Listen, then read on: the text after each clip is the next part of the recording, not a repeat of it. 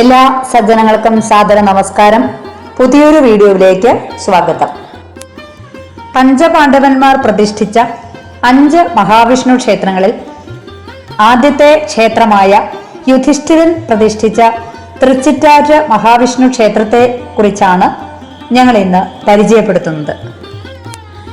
പുലാമന്തോൾ ദിവാകരൻ അവരുടെ നേതൃത്വത്തിൽ ഞങ്ങൾ നടത്തിയ തീർത്ഥയാത്രയിലാണ് ഈ ക്ഷേത്രത്തിൽ ദർശനം ചെയ്യാൻ ഞങ്ങൾക്ക് അവസരമുണ്ടായത്. 7000 വർഷത്തോളം പഴക്കമുള്ള ഈ ക്ഷേത്രം ആലപ്പുഴ ജില്ലയിൽ ചെങ്ങന്നൂരിൽ മുണ്ടൻകാവ് എന്ന സ്ഥലത്താണ് സ്ഥിതി ചെയ്യുന്നത്. അതിപുരാതനമായ ഈ ക്ഷേത്രം 108 വൈഷ്ണവ തിരുപ്പതി ക്ഷേത്രങ്ങളിൽ ഒന്നാണ്. യുധിഷ്ഠിരന്റെ തേവാരമൂർത്തി എന്ന സങ്കല്പത്തിലാണ് ഇവിടുത്തെ പ്രതിഷ്ഠ. ചതുർബാഹുക്കളോടുകൂടിയ ഭഗവാൻ കിഴക്കോട്ട് അഭിമുഖമായി നിൽക്കുന്നു. അജ്ഞാതവാസ കാലത്ത് പഞ്ചപാണ്ഡവന്മാർ ചെങ്ങന്നൂരിനടുത്ത് പാണ്ഡവൻ പാറയിൽ ഒരുമിച്ച് താമസിച്ചിരുന്നുവെന്നും അവർ ഓരോരുത്തരും അടുത്തുള്ള ക്ഷേത്രങ്ങളിൽ ആരാധന നടത്തിയിരുന്നു എന്നുമാണ് ഐതിഹ്യം. അതിൽ യുധിഷ്ഠിരൻ പ്രതിഷ്ഠിച്ച ക്ഷേത്രമാണ് തൃച്ചിറ്റാറ്റ് മഹാവിഷ്ണു ക്ഷേത്രം.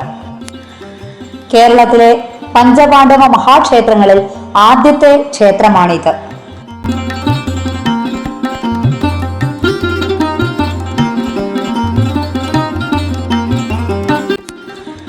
ഇവിടുത്തെ ക്ഷേത്രകുളത്തിലാണ് യുധിഷ്ഠിരൻ സ്നാനം ചെയ്ത് വിഗ്രഹം നിമജ്ജനം ചെയ്ത് പ്രതിഷ്ഠ നടത്തിയത്.